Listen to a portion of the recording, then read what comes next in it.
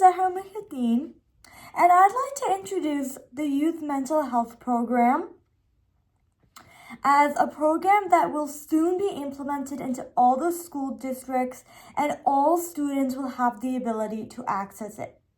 So today we're going to be talking about the foundations of adolescence and mental health, influences and challenges, and our program's intended aim and structure. Today we're going to be talking about foundations of adolescence and mental health because we'd like all of you to understand what mental health implements when you are at a young age as a teenager. Understanding the adolescent's brain. Preteens and teens have brains that are still processing and developing over time, indicating innocence and flourishing youth. In other words, they have what's called an adolescent brain. This process is extremely critical to how a teen gains thinking, reasoning, emotional and social skills, and finding their interests and goals. So children, and primarily preteens and teens, have a brain that obviously hasn't fully developed, but through the experiences they gain and the friends they make, that depends on how their emotional and the social skills develop. So we'd like teens to understand that and how mental health can easily be affected by these different causes. Now, what is a disorder? A disorder is when something in the body or mind isn't working the way it's supposed to. It can affect how a person thinks, feels, behaves, or functions in daily life. Disorders can be physical and mental or both. Usually disorders and genes are caused by genes, environment, trauma, or chemical imbalances. But with the right support, treatment, or lifestyle changes, many disorders can easily be managed.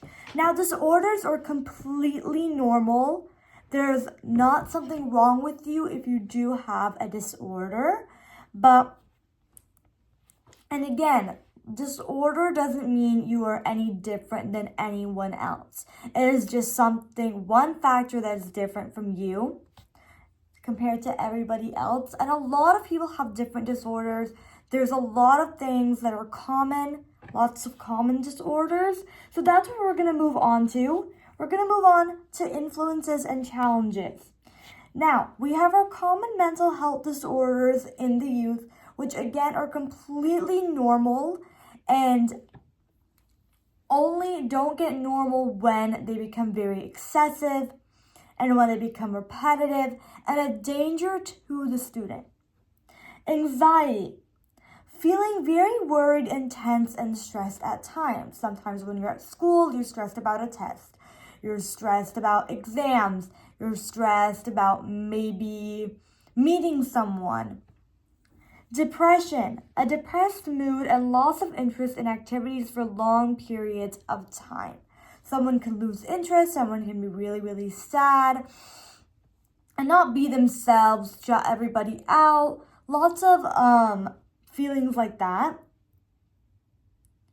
And they can feel sad and unhopeful no matter what the situation is. ADHD.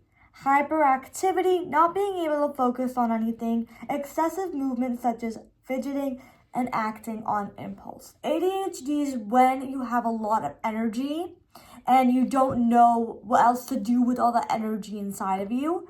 So you do fidget a lot, you move around a lot, maybe you talk a lot, maybe you're just very, very hyper in the moment. Now, these types of conditions are only deemed as disorders when symptoms can grow to become an actual obstacle, stopping an individual from doing things they love or being normal. However, there are several ways these disorders can be treated in an ethical manner for the benefit of someone struggling with it. Again, these disorders These conditions only become disorders if they're becoming very severe to you, if they're putting you in a situation where you just can't do things that you're able to do, and there's a very big change in yourself and the way you act. Now, seeking help. Confiding in a friend, family member, or trusted adult regarding your mental health and the problems you're facing. If conditions become very difficult, seek a mental health professional, such as a school counselor, psychologist, or therapist. These people are here to help you at school, no matter what you want to talk about.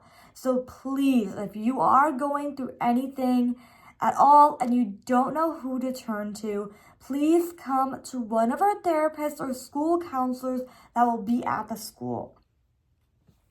If someone you know is going through mental health challenges, please reach out to them and be sympathetic towards the difficulties they're going through.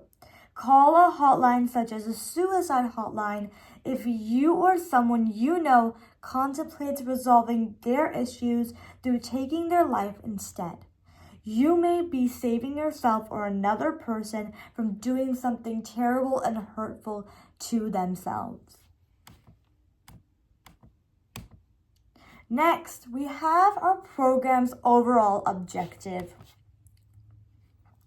Our aim on mental health in schools. Now, we are implementing this program into the school districts, and we hope that you guys do join and participate in some way. So let me give you a few ways that our program can give you opportunities to be involved. Doing talks and presentations regarding different topics on mental health once a month. We want to make these talks mandatory, preferably, so students understand what mental health is and how it surrounds all of us. Establishing efficient counseling and therapy services at the schools. Making sure that information between counselor/therapist and student is kept strictly confidential unless student is putting themselves or someone else in grave danger. Creating clubs specifically for the program where anybody can join and participate in self-healing activities and meet others.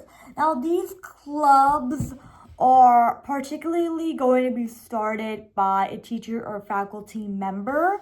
That way students are more attentive and realize that a faculty member is starting this club and that they can choose to join or not join. Rules and regulations. Making sure licensed psychologists and counselors are appropriately tending to students' needs and not informing parents unless there is an urgency. There unfortunately is a lot of problems where students can't go to a trusted adult like a psychologist or a therapist because they don't seem to understand the situation they're going through, or they don't really care that much, or they don't really put time and effort into understanding them. And this is also a reason why our students turn away from therapists or psychologists, because they're scared none of them will understand them. Now, the program's activities and presentations are completely optional to join. Holding meetings each month with all school faculty members as well to be aware and sympathetic to students who may be exhibiting mental health issues. Now, finally, our youth mental health program. We are here to help you with whatever issues you're going through, and understanding disorders and the many different prongs mental health comes with enables us to further recollect and also improve our program over time. Remember that you are not alone, and the program will allow you to open up and be true to yourself physically and mentally. Thank you so much for listening, and we hope we've made an impact on you and give you an opportunity to join us. Please feel free to ask questions or contact us. This program will be implemented in each school district, and we hope we've made an impact on you and maybe have changed your mind about anything mental health related that you are going through. Thank you so much.